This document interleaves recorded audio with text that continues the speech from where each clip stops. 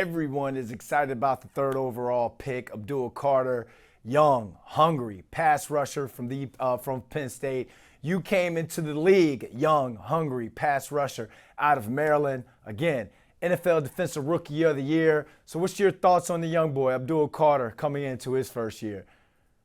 I said it some months ago, and I'll say it again. He's my defensive rookie of the year. No doubt about that. I mean, and not just his talent, man. If you watch him away from the ball and his tenacity, his relentlessness, it's not like he's just coming out there as a skilled pass rusher and he can show up here and there and make some flashes.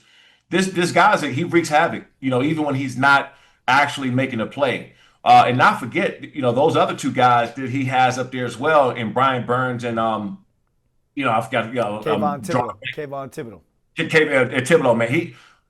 You got a three-hitter monster there, and so he is destined not only to to win Defensive Rookie of the Year, but don't be surprised if he's up in there on those double-digit sack records because you got to turn. You got to turn who you're going to block. It's almost like you got to pick your poison that week. You got three outstanding pass rushers, so he's no doubt about it. My Defensive Rookie of the Year.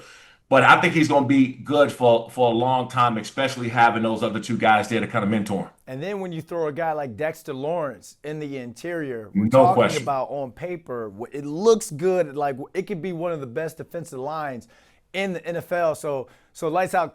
Talk to us about what's that meeting room like? If you're in a meeting room with you got guys like a Brian Burns, Kayvon, Dexter Lawrence, and then you draft a young stud in Abdul Carter.